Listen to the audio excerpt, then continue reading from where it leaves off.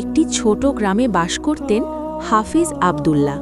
তিনি সবসময় মানুষকে সততার শিক্ষা দিতেন।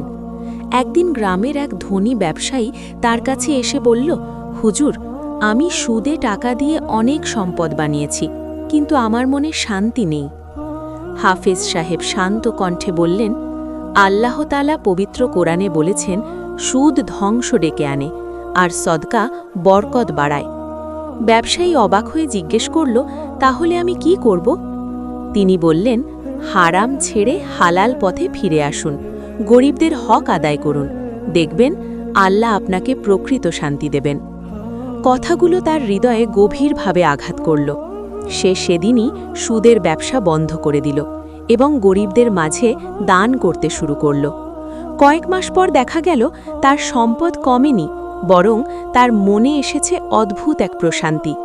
গ্রামের মানুষ বলাবলি করতে লাগল, হালাল রিজিকেই আসল বরকত।